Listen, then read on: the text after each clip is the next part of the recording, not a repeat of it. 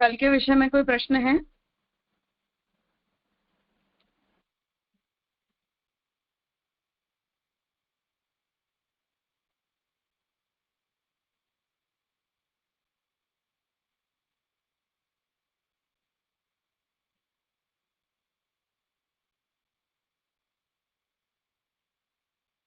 ठीक है, तो अनुस्मृते बादरी इस सूत्र तक हमने कल देखा था, जहाँ ये विषय हमने देखा कि बादरी 4 ऋषियों के मतानुसार ब्रह्म के परिमाण को लेकर जो चर्चा हुई है उनका संकलन श्री महाप्रभु जी ने किया, जिसमें बादरी ऋषि के मतानुसार ब्रह्म जो है वो हमारे भावानुसार अपनी साकारता निराकारता को प्रकट करते हैं।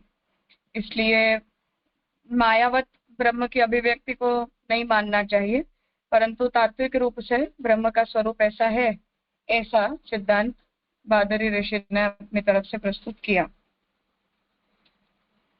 अब आगे के सूत्र में श्री पुरुषोत्तम जी का मत देख लें, तो ततः अष्टमे पूर्वोक्तम नियत परिमाणवाद बोधकम जैमिनी मतम तदेक देशिनो न तस्य इति बोधनार्थम पुनः जैमिनी मतम आह। अब 8वें में पहले जो नियत परिमाणवाद के बोधक जो जैमिनी का मत था वो एक देशीय है, अर्थात ब्रह्म को कोई एक प्रकार के परिमाण में फिक्स कर लेना कि मानो ब्रह्म केवल निराकार होते हैं या ब्रह्म केवल साकार होते हैं, ऐसा एक देशी जो मत था वो उनका मत नहीं है, ऐसा बताने के लिए फिर से जैमिनी ऋषि के मत को यहाँ कहा जा रहा है। श्रुतौ प्रादेश मात्र मिह वै देवा इति आरभ्य अभिसंपादयिष्यामि इति कथनात् संपत्ति निमित्तं प्रादेश मात्रत्वं न तु वास्तवम् इति तदाशय उक्तः। अब श्रुति में प्रादेश मात्र में जो वचन आया जहाँ ये कहा गया कि ब्रह्म प्रादेश मात्र है, वहां से शुरू करके अभिसंपादयिष्यामि वहां तक का जो पूरा वचन है वहां ब्रह्म की प्रादेश मात्रता कही गई है। न तो वास्तवम इति तदाशय उक्तः, परंतु वस्तुतः ब्रह्म केवल प्रादेश मात्र होते हैं ऐसा कहने में श्रुति का तात्पर्य नहीं है, और ऐसा जैमिनी का भी मत नहीं है। ये बात यहाँ 8वें सूत्र के अंतर्गत कही जाएगी। संपत्तेः इति जैमिनी तथा ही दर्शयति। परमात्मा के व्यापक और प्रादेश मात्र इन 2 रूपों में स्पष्ट विरोध है। अब जो सामान्य अंडरस्टैंडिंग है जिसकी वजह से ये पूरा विषय उपस्थित हुआ था कि ब्रह्म को यदि हम प्रादेश मात्र कह देते हैं तो क्या ब्रह्म की व्यापकता खत्म हो जाती है, या क्या ब्रह्म की व्यापकता में कोई समस्या आ जाती है। तो इस पर ये बात कही गई कि हम ऐसा जनरली समझते हैं कि प्रादेश मात्रता कहने पर ब्रह्म व्यापक नहीं रह जाते, अर्थात ब्रह्म को परिच्छिन्न बना दिया जाता है। तो इन दोनों में एक प्रकार का विरोध प्राइमा फेसी पर दिखता है, पर इसका परिहार करते हुए जैमिनी आकारवाद में नियत साकारता को मानते हुए एक देश में नियत भगवत रूप को प्रादेश मात्र मानते हैं। परंतु व्यापकता और प्रादेश मात्रता इन दोनों के बीच में इन जनरल जो विरोध समझा जाता है उस विरोध का निराकरण करते हुए जो आकारवाद है, अर्थात जो कोई भी ब्रह्म को किसी प्रकार के आकार में एक्सेप्ट करते हैं उसमें नियत साकारता को वो मानते हैं, और एक देश में नियत जो भगवत रूप है उसे वो प्रादेश मात्र मानते हैं। अर्थात हमारे शरीर में जैसे एक स्थान पर ब्रह्म का स्थान जो है उसमें ब्रह्म प्रादेश मात्र होकर रहते हैं। उनका कथन है कि श्रुति उक्त विरोध के निराकरण के लिए सर्वत्र प्रादेशत्व संपत्ति का विधान करती है। तो जो लोगों को इन दोनों विषयों में विरोध प्रतीत होता है उनके मत का निराकरण करते हुए जैमिनी जो है वो इस बात को कहना चाहते हैं कि जो ब्रह्म की जो साकारता है उसके विषय में श्रुति का जो मत है वो ये है कि हर जगह पर ब्रह्म की प्रादेशत्व संपत्ति का श्रुति विधान करना चाहती है। वह संपत्ति क्या है, श्रुति उसका स्वयं कैसे प्रदर्शन करती है, इस जिज्ञासा पर कहते हैं कि वाजसन ही ब्राह्मण में द्यू से लेकर पृथ्वी तक समस्त वैश्वानर के अवयवों को अध्यात्म दृष्टि से मूर्धा से चिबुक पर्यंत प्रादेश मात्र में दिखलाते हुए कहते हैं, प्रादेश मात्र में व्याप्त यह देवता प्रसिद्ध है इत्यादि, तथा यह वैश्वानर उसी में है इत्यादि में वैश्वानर का संपत्ति के लिए ही प्रादेश मात्र रूप में वर्णन किया गया है। प्रादेश मात्र ही वैश्वानर हो ऐसा नहीं है, ऐसा एक देशीय परिहार जैमिनी मानते हैं।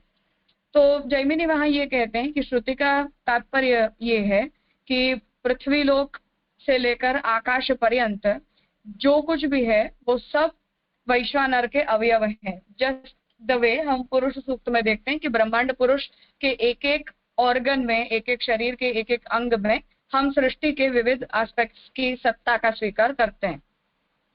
और अध्यात्म दृष्टि से यदि हम देखें तो मूर्धा से लेकर चिबुक पर्यंत फिर से ब्रह्म के एक एक अंग को प्रादेश मात्र में दिखाते हुए ये कहा जाता है कि प्रादेश मात्र में मतलब हर स्थान, दुनिया ब्रह्मांड के जितने भी पदार्थ हैं उन सभी पदार्थों में कोई एक पर्टिकुलर स्थान पर ब्रह्म रहते हैं।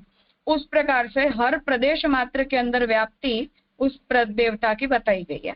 और वैश्वानर उसी में है इत्यादि में वैश्वानर का संपत्ति के लिए ही प्रादेश मात्र रूप में वर्णन किया गया है। तो वैश्वानर जो है वो भी ब्रह्मांड पुरुष जो है वो क्योंकि सब कुछ बनता है, इसलिए जिस जठराग्नि के द्वारा हम अन्न का पाचन करते हैं और उस अग्नि के रूप में भी ब्रह्म खुद बनते हैं। और यदि ब्रह्म खुद बनते हैं तो हर एस्पेक्ट जो है वो ब्रह्म के ऑर्गन का पार्ट है, ब्रह्म रूप है, ब्रह्मात्मक है। उस प्रकार से श्रुति जो है वो ब्रह्म के स्वरूप का निरूपण वैश्वानर अग्नि के रूप में करता है।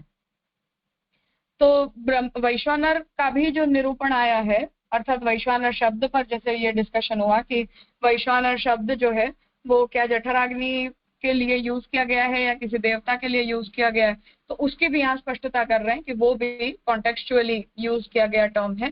तो ब्रह्म यदि प्रादेश मात्र होकर हर पदार्थ के अंदर रहता है तो वैश्वानर पुरुष के रूप में जिसका डिस्क्रिप्शन है उसके प्रत्येक अंग के अंदर ब्रह्मांड के एक एक पदार्थों की स्थिति बताई गई है। ऐसा एक देशीय परिहार वैश्वानर की संपत्ति के लिए प्रादेश मात्र के रूप में उसका वर्णन है। प्रादेश मात्र जो है वैश्वानर उतना ही है ऐसा मतलब नहीं है। जैसे महाप्रभु जी कहते हैं कि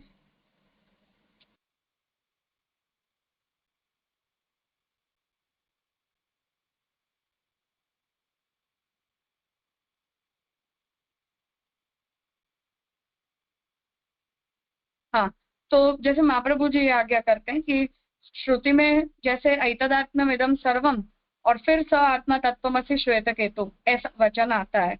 तो जब सब कुछ ब्रह्म बनते हैं तो आत्मा रूप भी ब्रह्म होते हैं, पर केवल आत्मा रूप ही ब्रह्म होते हैं और सब कुछ मिथ्या होता है ऐसा हम स्टैंड नहीं ले सकते। तो वाक्यार्थ से ये बात नहीं आती है। वाक्यार्थ से केवल इतना आता है कि क्योंकि ब्रह्म सब कुछ बनते हैं इसलिए हमारी आत्मा के रूप में भी ब्रह्म ही होते हैं। तो ये जो टोन है उस स्टेटमेंट का, उस टोन से इस बात को हमें समझना चाहिए। इस उसी प्रकार से जैमिनी भी यहाँ ये बता रहे हैं कि क्योंकि हर वस्तु में प्रादेश मात्र रूप से ब्रह्म रहते हैं इसलिए वैश्वानर भी ब्रह्म है, या वैश्वानर के लिए भी उसी प्रकार से निरूपण किया गया है। पर केवल वैश्वानर ही ब्रह्म है या प्रादेश मात्र में जितना रहता है उतना परिच्छिन्न तत्व ही वैश्वानर है, ऐसा श्रुति का अर्थ हम वहां से नहीं ले सकते। ऐसा एक देशीय परिहार मतलब एक कॉन्टेक्स्ट में इस शंका का जो समाधान है वो जैमिनी ऋषि ने किया है। हाँ, कुछ पूछना है?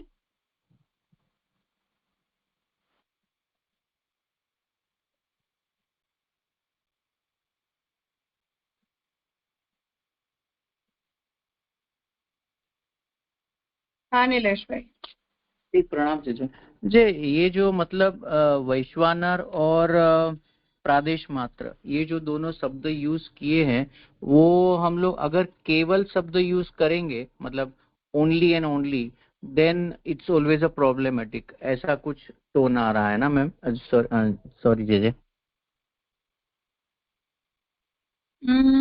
फिर से पूछेंगे? जैसे वैश्वानर शब्द जो यूज किया या प्रादेश मात्र, सो वो जब भी यूज करते हम सो अगर हम लोग उसे केवल शब्द यूज करेंगे उसके साथ में कि केवल वैश्वानरी है या केवल प्रादेश मात्र है, so that will create more misunderstanding. That is right way. हाँ ठीक है.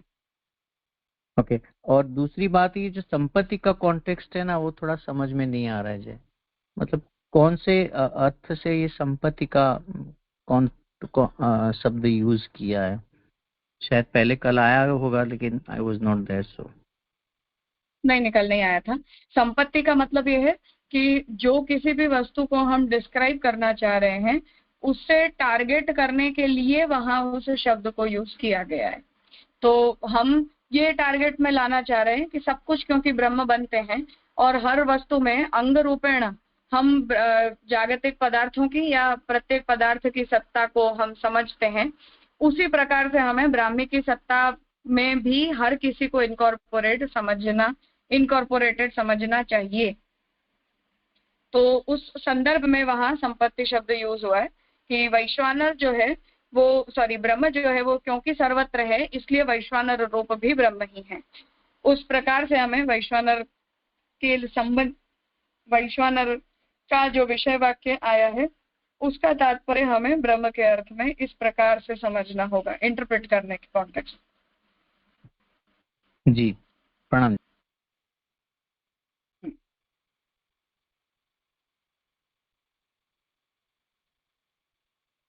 हाँ कहिए जगदीश. हाँ दंडवत प्रणाम राजा. ये जो हाँ. पंक्ति प्रारंभ हुई है ना, जहाँ से कि जैमिनी मते आकारवादे नियत साकार मन्यमानस तद एकदेशी नियत में हो प्रादेश मात्रम भगवद रूपम मन्यते. ये मतलब कंसेप्ट समझ में नहीं आया जैमिनी जी का. मतलब ये है कि वैश्वानर की ब्रह्म रूपता जो हम सिद्ध करना चाह रहे थे और वैश्वानर की ब्रह्म रूपता बताकर हम ब्रह्म की साकारता सिद्ध करना चाह रहे थे. महाप्रभु जी का टारगेट वो है कि क्योंकि वैश्वानर का डिस्क्रिप्शन ब्रह्म का डिस्क्रिप्शन है इसलिए ब्रह्म साकार है. तो जैमिनी जो है वो एक बात के ऊपर, आकारता के ऊपर टारगेट करते हुए इस बात को समझा रहे हैं कि प्रादेश मात्रता से समस्या क्या है हमें, कि प्रादेश मात्र किसी भी वस्तु को यदि हम बोलेंगे तो उस वस्तु को हम परिच्छिन्न कहना चाह रहे हैं. तो प्रादेश मात्र तो वही होता है जो परिच्छिन्न होता है. प्रादेश मात्र जो वैश्वानर तत्व है उस वैश्वानर तत्व की ब्रह्म रूपता का स्वीकार करने में भी पूर्व पक्षी को समस्या यही आ रही है कि हम किसी भी परिच्छिन्न पदार्थ के डिस्क्रिप्शन को ब्रह्म का डिस्क्रिप्शन कैसे समझें. तो इस पर ये उत्तर दिया जा रहा है कि जो ब्रह्म है उनके लिए वैश्वानर शब्द का उपयोग किया गया है और वैश्वानरता की यदि परिच्छिन्नता बताई भी जा रही है तो उस परिच्छिन्नता को हमें उल्टे सेंस में लेना चाहिए. मतलब ब्रह्म परिच्छिन्न है आप ऐसा अर्थ मत करो, पर क्योंकि सब कुछ ब्रह्म बनता है इसलिए वैश्वानर अग्नि के रूप में भी ब्रह्म होता है, इसीलिए उसे हर वस्तु में ऐतदात्म्यम इदम सर्वम, तो हर वस्तु में क्योंकि वो प्रादेश मात्र बनकर रहता ही है, एक स्पेस ऐसी होती ही होती है प्रत्येक पदार्थ में जो ब्रह्म की ही स्पेस होती है.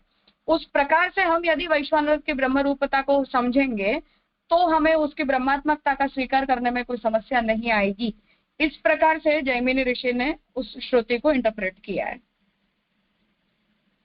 तो वो डायरेक्टली शुद्ध साकारता के एक्सेप्टेंस के ऊपर उनकी बात नहीं जा रही है, पर परिच्छिन्नता के साथ जो है वो अपरिच्छिन्नता का कोई विरोध भी नहीं है, ऐसा समझाने पर जैमिनी ऋषि का एम्फेसिस समझ में आ रहा है.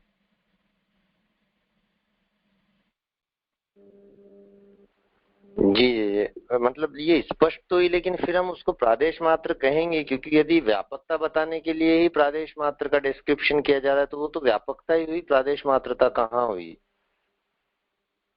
प्रादेश मात्र तो वो है कि जो हमारे शरीर में कोई एक स्थान पर रहता है, शब्दशः उसका मतलब यही होता है. अब यदि उसका शाब्दिक अर्थ ये होता है तो प्रादेश मात्रता को हम व्यापकता नहीं कह सकते हैं टेक्निकली, अगर हम केवल शब्द के ऊपर जा रहे हैं तो.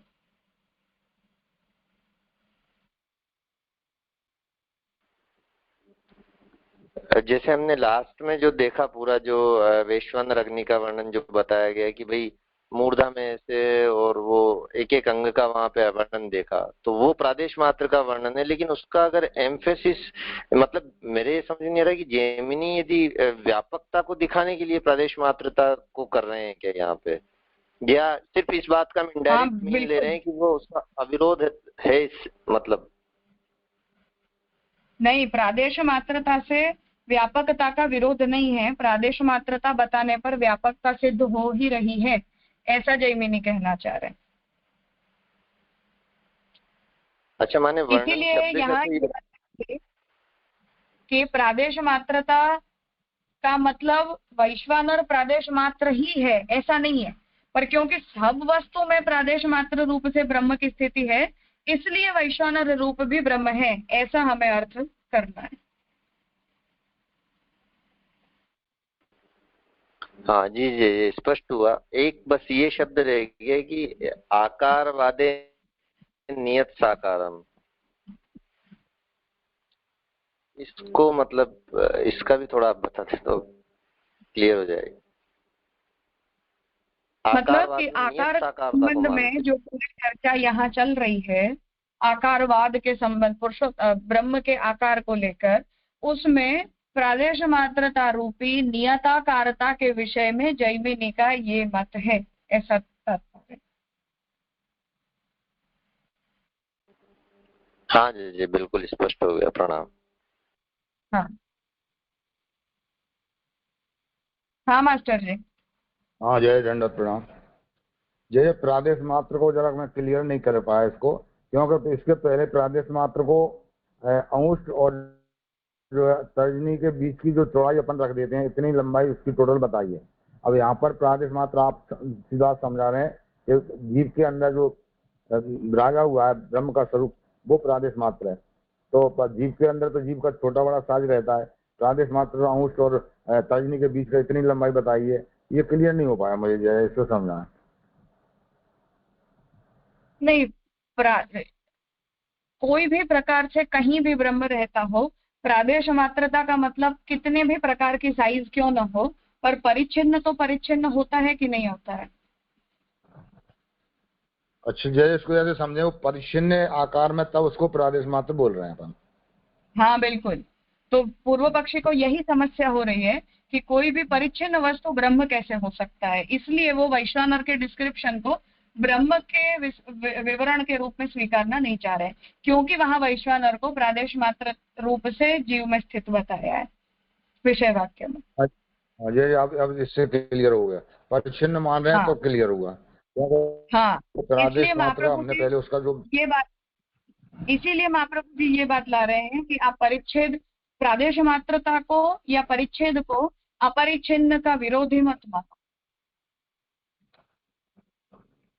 जी जी क्लियर होगा। हाँ हाँ भानुबेन। हाँ राजा, અને જગદીશે પૂછ્યું ને, મારો પ્રશ્ન હતો એ સમજાયું ન હતું કે આકારતા में नियत साकारता। तो अभी इतनी चर्चा हुई तो मेरे को ये समझ में आई बात राजा कि हाँ। ये जैमिनी कह रहे हैं ने, वो आकारता अपरिच्छिन्नता को आकार कह रहे हैं, ऐसी मेरे समझ में आया। बरोबर है कि नहीं है? नहीं, जैमिनी ये कहना चाह रहे हैं कि मानो हमने ब्रह्म को प्रादेश मात्र कह भी दिया तो समस्या क्या है। तो जैमिनी ये बात को कहना चाह रहे हैं कि ब्रह्म जो बात ऐतदात्म्यम इदं सर्वं स आत्मा तत्त्वमसि श्वेतकेतु, यहाँ क्या कहना चाह रहे हैं कि ये जगत ऐतदात्मक है, मतलब ब्रह्मात्मक है, और क्योंकि ब्रह्म सब में रहता है तो आत्मा रूप भी ब्रह्म ही होता है, इसलिए तू भी ब्रह्म है। अब हम यदि ऐतदात्म्यम को हटा देंगे और केवल तत्त्वमसि कहेंगे तो उसका मतलब शंकराचार्य जी क्या निकाल रहे हैं कि तुम ब्रह्म हो लेकिन बाकी सब कुछ ब्रह्मात्मक नहीं है, बाकी सब कुछ तो मिथ्या है। उसी प्रकार से हम यदि ये कहेंगे कि ब्रह्म तो केवल प्रादेश मात्र ही होता है, तब समस्या है, क्योंकि हमने उसे नियताकार बनाकर उसे बांध दिया। पर हम ये कह रहे हैं कि ब्रह्म क्योंकि सब कुछ होता है इसलिए वो प्रादेश मात्र भी होता है, ऐसा यदि हम स्टेटमेंट बना रहे हैं तो क्या ब्रह्म के आकारता में कोई समस्या आ रही है? नहीं आ रही है। नहीं आ रही है। तो क्योंकि ब्रह्म सब कुछ बना हुआ है, इसलिए प्रादेश मात्र रूप से उसकी प्रत्येक पदार्थ में स्थिति है। ऐसा बोलकर हम ब्रह्म की आकारता का निरूपण कर रहे हैं, तो वो ब्रह्म की निराकारता का विरोधी नहीं हुआ। जी हाँ हाँ, ऐसा जैमिनी कह रहे हैं। इसलिए प्रादेश मात्रता, अन्वय और व्यतिरेक दोनों से हमें इस बात को कहना होगा, जो बात मैंने पहले भी कही थी कि किसी भी बात को न्याय की परंपरा में सिद्ध कब माना जाता है कि जब वो अन्वय से भी सिद्ध होता हो और व्यतिरेक से भी सिद्ध होता हो। दोनों में से अगर किसी एक में उसकी सिद्धि नहीं हो रही है तो उसका मतलब है कि उस वाक्य के अंदर या उस व्याप्ति के अंदर कोई प्रकार का दोष है। जैसे कि सत्य भी ब्रह्म है, असत्य भी ब्रह्म है, ऐसे। हाँ, मतलब सत्य भी ब्रह्म है और सत्य का अभाव भी ब्रह्म है। तो सत्य ब्रह्म ऐसा आप कहोगे, पर सत्य का अभाव ब्रह्म नहीं है, अगर ये कहोगे तो ब्रह्म की व्याप्ति में समस्या आई। हाँ, तो हम ये नहीं कह रहे हैं कि ब्रह्म का आकार केवल प्रादेश मात्रता होता है। हम ये कहते हैं कि हर आकार ब्रह्म का ही होता है, इसलिए प्रादेश मात्र आकार भी ब्रह्म का आकार होता है। फिर अपरिचिन्न भी है, परिचिन्न भी है।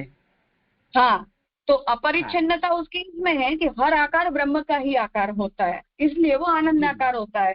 अब क्योंकि वो आनंदाकार होता है, इसलिए स्वेच्छा या यदि वो प्रादेश मात्र बन भी जाता है तब भी उसकी निराकारता खंडित नहीं होती है। पर अगर कोई ये कहेगा कि ब्रह्म केवल प्रादेश मात्र होता है, तब समस्या है। आप सर्वाकारता मानते हुए प्रादेश मात्रता स्वीकारोगे तो समस्या नहीं। जी, वैश्वानर को बहुत सुंदर समझाया राजा आपने। भाई समझ में नहीं आता था, वैश्वानर वल्लभा के कही तो जहाँ जहाँ टीका मिले वहां देखे, पर सब में पकड़ में नहीं आती थी। अब अच्छा हुआ वैश्वानर का स्वरूप ब्रह्मात्मकता। प्रणाम राजा, प्रणाम। महाप्रभु जी इसी बात पर ये आर्ग्यू कर रहे हैं कि हर वस्तु क्योंकि ब्रह्म होती है, इसीलिए किसी एक नाम विशेष के साथ उसका निरूपण कर भी दिया तब भी उससे ब्रह्म परिच्छिन्न नहीं होता है। तो सब कुछ यदि ब्रह्म है तो आकाश भी ब्रह्म है, वैश्वानर भी ब्रह्म है, आत्मा भी ब्रह्म है, भूत भी ब्रह्म है। पर केवल भूत ही ब्रह्म होता है या केवल आत्मा ही ब्रह्म होती है, बाकी सब कुछ मिथ्या होता है, ऐसा यदि आप कर जाओगे तो फिर उसकी सर्वाकारता कैंसिल हो जाती है। तब फिर उसकी भूत रूपता मानने में भी प्रॉब्लम होगी, उसकी आत्मा रूपता मानने में भी प्रॉब्लम होगी। तो ये जैमिनी भी ये मानता है, इनका मत भी ये है। हाँ, महाप्रभु जी ने इसीलिए उस मत को इसी प्रकार स्वीकार किया। सरस सरस, प्रणाम राजा। समझ में आया। इसीलिए महाप्रभु जी ने ये कहा कि हमें शब्द और अर्थ दोनों के प्रामाण्य से किसी एक कंक्लूजन के ऊपर आना पड़ेगा। हम केवल यदि शब्द का स्वीकार करते हैं तो वैश्वानर शब्द से तो ब्रह्म अर्थ नहीं निकलेगा, क्योंकि डिक्शनरी तो हमें यही बताएगी कि वैश्वानर शब्द का मतलब अग्नि होता है। पर यदि हम अर्थ देखेंगे, जहाँ वैश्वानर का जो विवरण दिया गया है वहां उसकी व्यापकता और प्रादेश मात्रता का निरूपण है, तो प्रादेश मात्रता अग्नि की हो सकती है पर व्यापकता अग्नि की नहीं हो सकती है। इसलिए अर्थ और शब्द दोनों के प्रामाण्य से हमें वैश्वानर का अर्थ ब्रह्म निकालना पड़ेगा। अब हम उसका अर्थ ब्रह्म कैसे निकाल सकते हैं, इस प्रक्रिया ऊपर ये बात आ रही है कि हम आकाश को वैश्वानर नहीं कह सकते हैं, पर हम ब्रह्म को आकाश और वैश्वानर दोनों कह सकते हैं। इसलिए वैश्वानर का निरूपण ब्रह्म का निरूपण हो सकता है, क्योंकि ब्रह्म तो सब कुछ होता है, इसलिए प्रत्येक शब्द वाच्य ब्रह्म हो सकता है। सरस, ठीक है ना, जो बात महाप्रभु जी निबंध में आज्ञा कर रहे हैं कि जब हमें ब्रह्म के स्वरूप की ऐसी सर्वरूपता का या सर्वाकारता का ज्ञान हो जाए तो शब्द मात्र से हमें ब्रह्म का अर्थ ही समझ में आता है। फिर कोई भी शब्द का उपयोग कर लो तो शास्त्र फिर कंफ्यूजिंग नहीं लगता है, पर जब तक हमारी समझ स्पष्ट नहीं है तब तक प्रॉब्लम है। जी जी राजा, प्रणाम। हाँ, अच्छा जी, माने यहाँ वो बात संगत हो गई जो हमने कल देखी थी कि वो जिसे जेमिनी भी शब्द और अर्थ, माने जो चारों में अलग अलग मत है उसमें जेमिनी जी शब्द और अर्थ दोनों का मत स्वीकार रहे हैं, वही महाप्रभु जी स्वीकार रहे हैं। तो वो बात ऐसे समझ में आई अभी जो आपने हाँ बिल्कुल समझाया। बिल्कुल, क्योंकि हम केवल शब्द से जाएंगे तो डिक्शनरी से हमें ये बात नहीं समझ में आएगी। केवल अर्थ के बल से हम जाएंगे तब भी समस्या हो सकती है।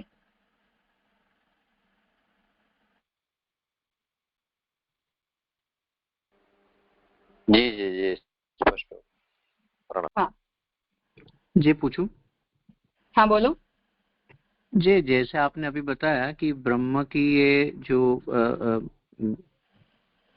साकार रूपता और निराकार रूपता या ये जो अंडरस्टैंडिंग है वो अंडरस्टैंडिंग हमेशा बनी रहे, उसके उपाय तो नहीं, मतलब हाँ उपाय कैसे हो सकते, मतलब how can we constantly understand these?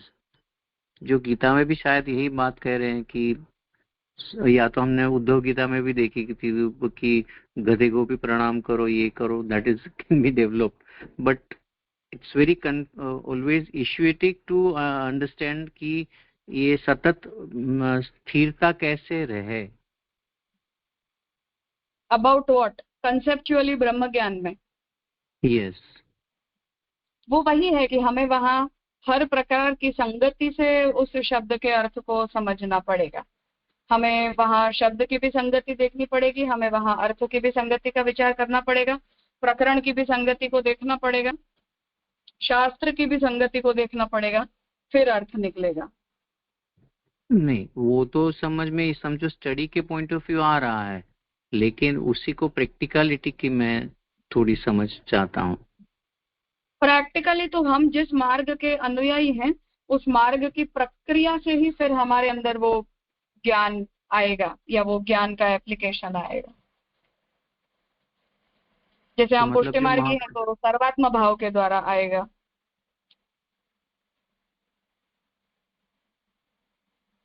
तो जैसे ये प्रक्रिया में सर्वात्म ऐसे भाव ही निरोध ही होगा वैसे। ओके। सो तनुजा वित्तजा हाँ की सेवा वगैरह करते करते जो ये महाप्रभु जी कहते हैं कि अवान्तर से ये फल मिलेगा, दैट इज द हाँ प्रोसेस। हाँ बिल्कुल। ओके हाँ जी, प्रणाम जी।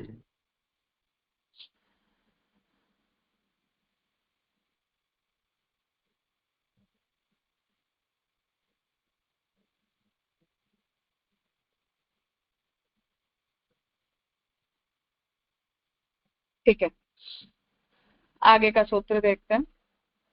ततः नवमे आमनन्ति च एनस्मिन् इति सूत्र एवं वैश्वानरम् अस्मिन् मूर्धचिबुकान्तराले जाबालाः समामनन्ति एषो व्यक्त इत्यादिना। अब जो 9वां सूत्र आ रहा है उसमें आमनन्ति च एनस्मिन्, इस सूत्र में जो विषय वाक्य का उपयोग किया गया है उसके अर्थ का विचार यहाँ कर रहे हैं। तस्मात् प्रादेश मात्र एवं व्यापकः, और उस श्रुति वाक्य से ये समझ में आता है कि जो प्रादेश मात्र है वही व्यापक है। अतः वस्तु भावाद एव विरुद्ध धर्माश्रय इति वैश्वानरो भगवान एव इति स्वसिद्धांत उक्तः। इसलिए वस्तु के होने से विरुद्ध धर्माश्रय होने के कारण वैश्वानर का जो निरूपण है वो भगवान ही है, ऐसा अपना सिद्धांत महाप्रभु जी ने कहा। एवं अस्मिन् पादे स्थितिरूप कार्य निर्वाहार्थम अंतर्यामी प्रतिपादकानि वाक्यानि विचारितानि।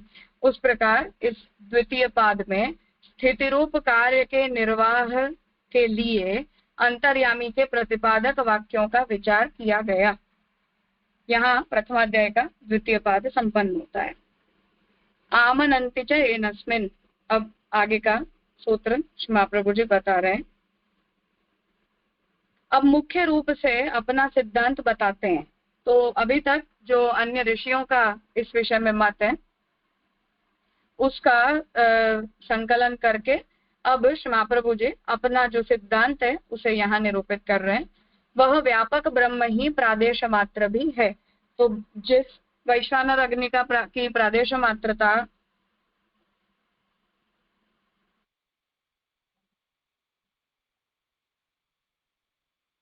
तो उसकी जो प्रादेश मात्रता का निरूपण किया गया वो प्रादेश मात्रता जो है वही ब्रह्म की व्यापकता का भी निरूपण है, ऐसा कहा गया। भगवान के महात्म्य को न जानने के कारण ही इसमें विरुद्धता की प्रतीति होती है, जान लेने के बाद कोई विरुद्धता नहीं है। तो विरुद्ध धर्माश्रयता का सिद्धांत यदि हम जान लेते हैं और ब्रह्म के महात्म्य का यदि हमें ज्ञान हो जाता है तो ब्रह्म की साकारता और निराकारता दोनों का स्वीकार करने में हमें कोई विरोध की प्रतीति नहीं होती। इसमें श्रुति प्रमाणों का ही आश्रय लेना उचित है।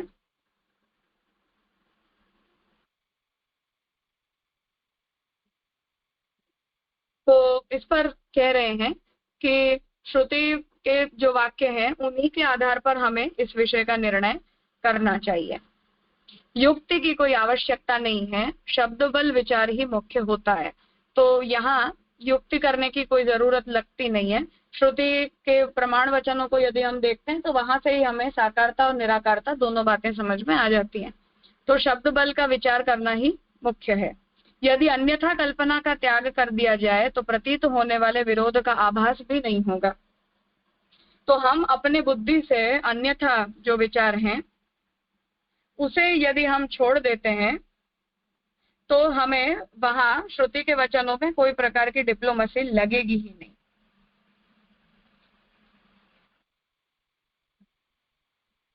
वैश्वानर का पुरुषत्व, पुरुष विधत्व और पुरुष में अंतः प्रतिष्ठित तत्व का स्पष्ट उल्लेख वाजसेनेयी संहिता में है। युक्ति से उसके विधत्व और प्रतिष्ठित तत्व को सिद्ध नहीं किया जा सकता। तो वैश्वानर जो है वही पुरुष है, वही पुरुष विद है और पुरुष में अंतः प्रतिष्ठित तत्व भी है, ऐसा वाजसेनेयी संहिता में ऑलरेडी लिखा गया है। इसलिए युक्ति से उसमें विधत्व और प्रतिष्ठित तत्व को हम सिद्ध नहीं कर सकते। मतलब पुरुष की पुरुष रूपता वैश्वानर के कारण ही है और पुरुष के अंदर अंतःस्थित जो कुछ भी है वो भी वैश्वानर ही है। उस प्रकार से जो श्रुति ने निरूपण किया है उसे हम अपनी बुद्धि से नहीं समझ सकते हैं, श्रुति के वचनों से ही हमें ये बात समझ में आती है। इसलिए युक्ति की बात करने वाले सब ऋषि भ्रांत हैं जो कि अन्यथा कल्पना करते हैं। अब निर्भ्रांत अपने मत को बताते हैं। इसलिए श्रुति के वचनों से हमें जितना जो सीधा सीधा समझ में आता है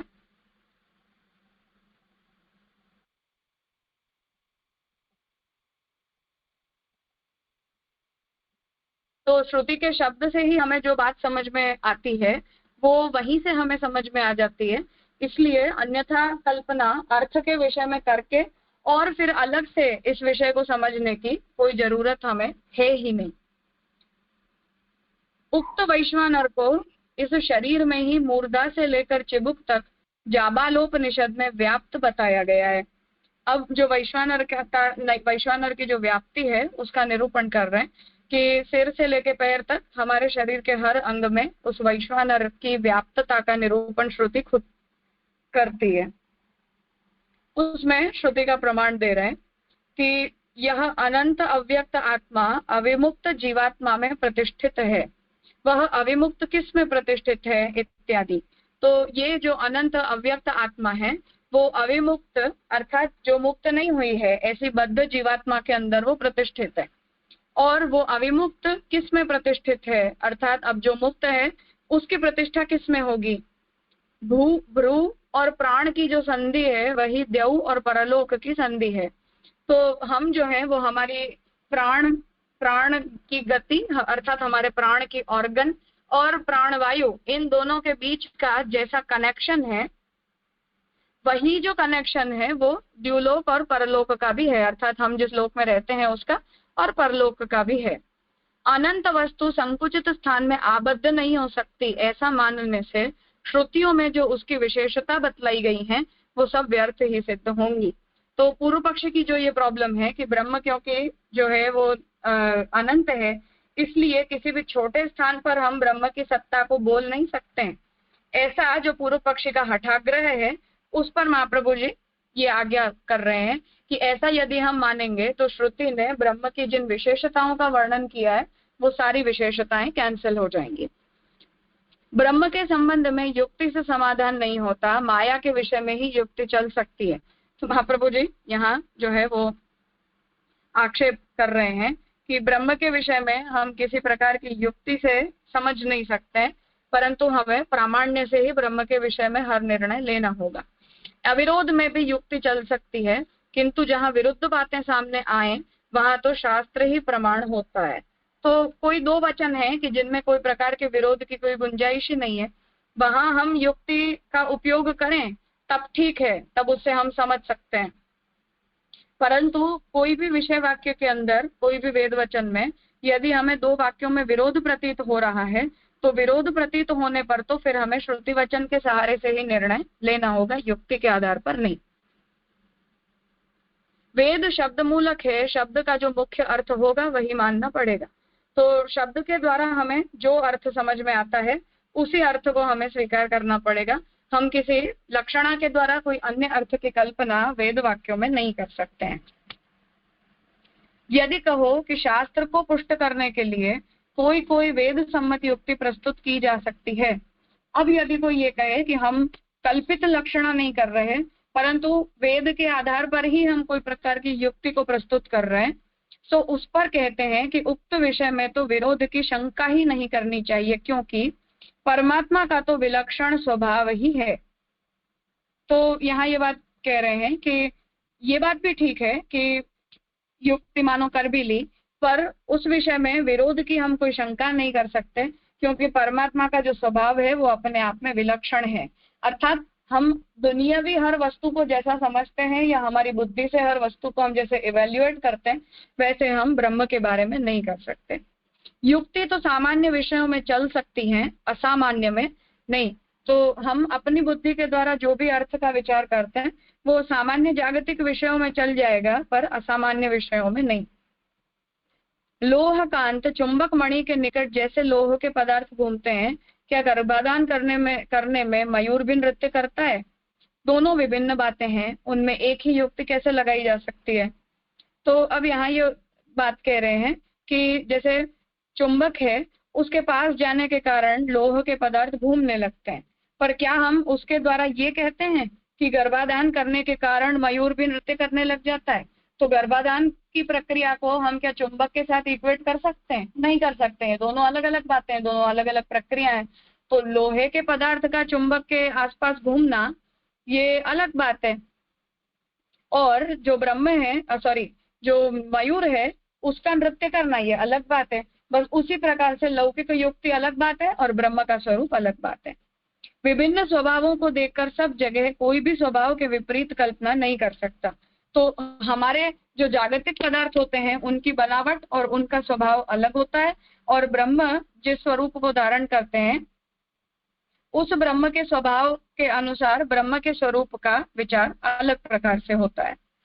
उक्त प्रसंग के अंत में सुशिरम सूक्ष्मम गस्मिन सर्वम प्रतिष्ठितम इत्यादि से सूक्ष्मता और सर्व प्रतिष्ठा की बात स्पष्ट रूप से कही गई है। तो श्रुति के ही वचन में जो ब्रह्म है वो सूक्ष्म भी है और सूक्ष्म होते हुए सर्वत्र प्रतिष्ठित भी है। उस प्रकार से ब्रह्म के स्वरूप का श्रुति खुद ही निरूपण करती है। तो सूक्ष्मता जो है वो प्रादेश मात्रता है और सर्वत्र ब्रह्म का प्रतिष्ठित होना यह ब्रह्म की निराकारता है। यशोदा अपने दूध मुहे बालक भगवान कृष्ण के मुख में विश्व को देखकर स्वप्न माया अविद्या के निराकरण के लिए सिद्धांत वाक्य बोलती हैं। निश्चित ही मेरे इस बालक से ही समस्त जगत की सृष्टि हुई है। उलूखन बंधन के प्रसंग में भी जब कृष्ण को बांधने में हैरान हो गई उस समय भी ऐसा ही निर्णय किया। इससे निश्चित होता है कि परमात्मा के आनंद अंश की ये सब लीलाएं हैं। जहाँ परमात्मा की अभिव्यक्ति होती है वहीं सारे विरुद्ध विलक्षण विशेषताएं होती हैं। इसलिए व्यापक वैश्वानर भगवान ही प्रादेश मात्र हैं, ऐसा निश्चय होता है। तो यहाँ भगवान की जो लीलाएं हैं उनका उदाहरण श्री महाप्रभु जी दे रहे हैं कि श्रुति में जो है वो ये बात आती है कि भगवान जो है उनकी जो लीलाएं हैं उनमें इस प्रकार की विरुद्ध धर्माश्रयता हमें दिखती ही है। तो यशोदा जी ने जो है वो वहां भी भगवान जो है उनकी उन लीलाओं को भगवान की व्यापकता के रूप में ही समझा है। इसलिए ब्रह्म की जो सूक्ष्मता है उसमें और ब्रह्म की व्यापकता में कोई विरोध नहीं है, क्योंकि ब्रह्म विरुद्ध धर्माश्रय है। और ये ब्रह्म का महात्म्य है कि स्वेच्छा या भगवान उन दोनों ही रूपों को अपनी अपनी इच्छा से प्रकट करते हैं, इसलिए इस विषय में कोई विरोध नहीं है। ये सिद्धांत यहाँ महाप्रभु जी ब्रह्म के आकार के विषय में अपने सिद्धांत के रूप में प्रस्तुत कर रहे हैं। पूछना है कुछ? राजा एक बात यहाँ नहीं समझ में आई, ये कहा ने कि युक्ति कर रहे हैं वो भी ऋषि, और अन्यथा कल्पना करता है वो भी तो ऋषि कहलाता है। ये ऋषि है फिर भी अन्यथा कल्पना कर रहे हैं और युक्ति से बात करते हैं और भ्रांत भी है और ऋषि भी कहलाते हैं। ये समझ में ना है। तो ऋषि तो कौन को कहते हैं? जो देखता है श्रुति को अच्छी तरह से, वो अपन ऋषि समझे ना, अर्थ को समझता है श्रुति का, वो ऋषि है। तो भ्रांत को ऋषि क्यों कहा? इसलिए क्योंकि जो बात महाप्रभु जी ने उपोद्घात प्रकरण में कही थी कि ऐसे भ्रांत मतों को प्रकट करवाने की भी भगवान की अपनी ही इच्छा होती है, और भगवान की ही इच्छा से ये सब ऋषि जो हैं वो ऐसे मतों को प्रकट करते हैं। तो उनकी ऋषि रूपता में कोई समस्या नहीं है। अनुयायी वर्ग का अधिकार और उनका फल ये अलग विचारणीय विषय, तो उन दोनों को हमें अलग अलग समझना पड़ेगा। आचार प्रकरण, हाँ हाँ, उपोद्घात में महाप्रभु जी ने बुद्ध वगैरह के लिए कहा है ना, तो वहाँ गौतम कणाद वगैरह के द्वारा जो न्याय वगैरह मत प्रकट हुए हैं उनके लिए भी ऐसी ही बात है। आई समझ बात। अच्छा,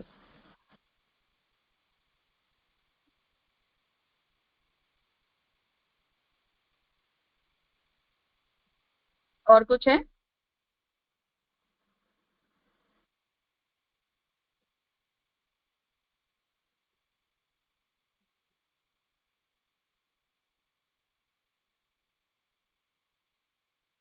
हाँ हितन भाई।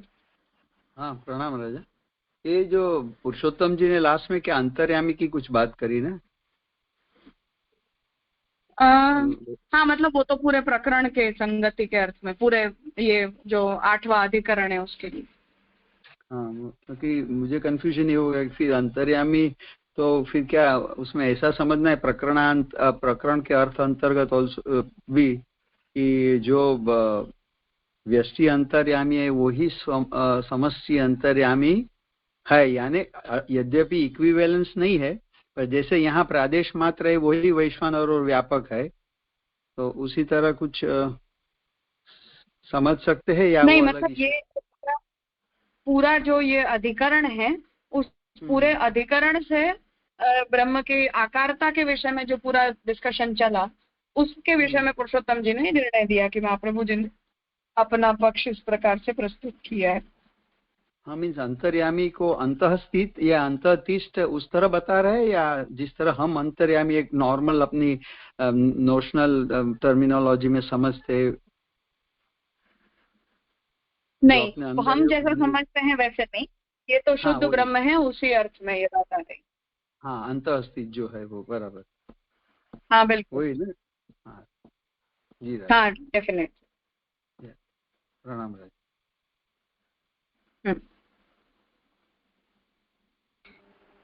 तो वो बंधा हुआ है, ऐसा नहीं है, इतना फर्क हो कौन है? तो वो तो अंतर्यामी तो बंधा हुआ, ये बंधा हुआ नहीं है।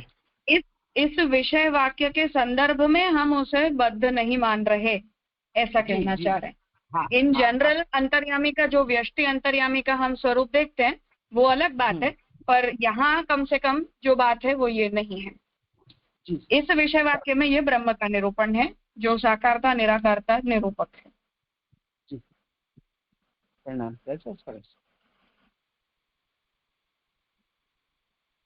हाँ जगदीश जी कहिए।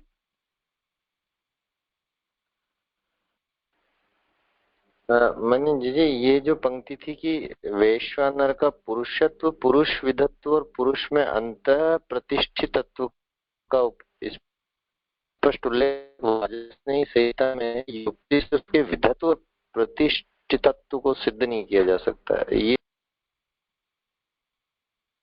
हाँ मतलब जो जिस ब्रह्मांड पुरुष का हम निरूपण पुरुष सूक्त में देखते हैं वही निरूपण यहाँ वैश्वानर का भी सशरीर किया गया है, इसलिए उसकी पुरुष रूपता, उसकी पुरुष विधता अर्थात पुरुष के फॉर्मेट में उसका होना, ये सब जो निरूपित हुआ है वो एज इट इज हमें वैश्वानर के अर्थ में समझना है, ये कहना चाह रहे हैं। इसलिए वैश्वानर उस ब्रह्मांड पुरुष पुरुष सूक्त में निरूपित ब्रह्मांड पुरुष से अतिरिक्त किसी तत्व का डिस्क्रिप्शन नहीं है।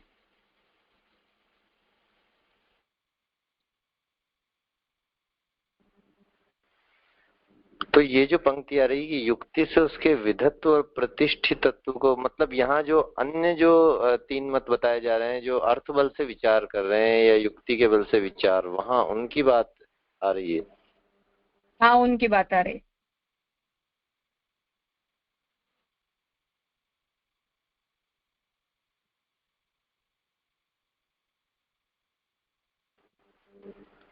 और ये जो अंत में कहा जैसे माने फिर इसमें ये स्टैंड महाप्रभु जी का मानना पड़ेगा कि अविरोधे पितो वक्ष्यति पर श्रुतेस्तु शब्दो मूलत्वात्। तो युक्ति केवल वहीं पे जहां पर श्रुति का अविरोध है। नहीं, जहाँ श्रुतियों में कोई विरोध है ही नहीं, वहां हम अपनी युक्ति के द्वारा अगर कुछ समझने का प्रयास करें भी तो कोई प्रॉब्लम नहीं है। पर जहाँ श्रुति वचनों में कुछ विरुद्ध बातें हमें प्रतीत हो रही हैं, वहां तो हमें कोई तीसरा वचन लाकर ही उसकी संगति करनी पड़ेगी, ऐसा कहना चाह रहे हैं। इसलिए वहां हम अपनी युक्ति से उन दोनों के विरोध का समन्वय नहीं करेंगे।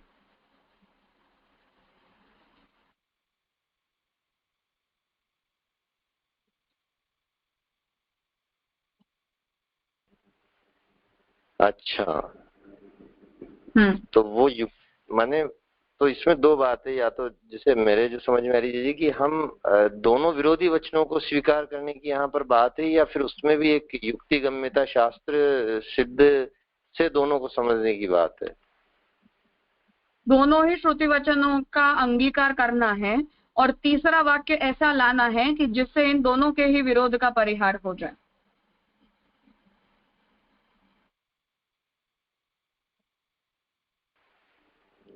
जी जी जी, वो श्रुति मूलक की तीसरा वाक्य हो।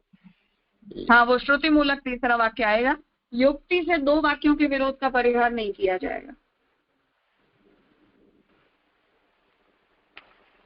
जी जी जी, हाँ। तो ये मतलब कि सॉरी,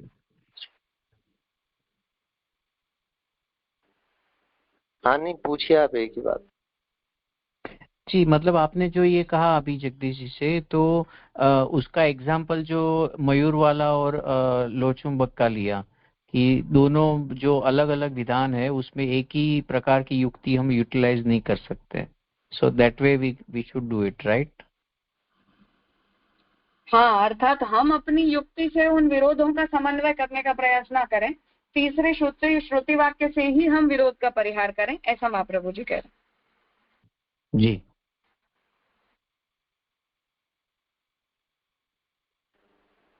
जी जी, स्पष्ट हो गया, प्रणाम।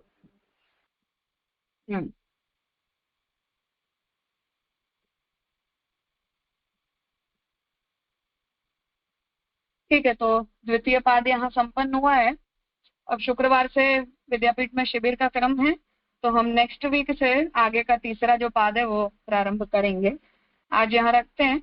हरिराय वांग मुक्तावली के क्लास का टाइम एक्सीड हो गया है, तो उसे भी हम कल 10:30 बजे करेंगे। आज यहाँ रखते हैं। जो भी पार्टिसिपेंट्स जुड़े हैं वो कल 10:30 बजे ज्वाइन कर लीजिए। अच्छा, श्रुति अपना शिविर का टाइमिंग क्या रहेगा? 10 से 1, 4 से 7। वही ना? हाँ हाँ, वही रहेगा जी। हाँ जी, ये बार ऑनलाइन आएगा जी? हाँ, इस बार करेंगे सर, FCC में लाइव कर देंगे, पर लेक्चर मोड पे होगा। प्रश्न जिन्हें है वो लोग फिर मैसेज करके टाइप करके भेज देंगे। जी, प्रणाम जी, थैंक यू। ओके।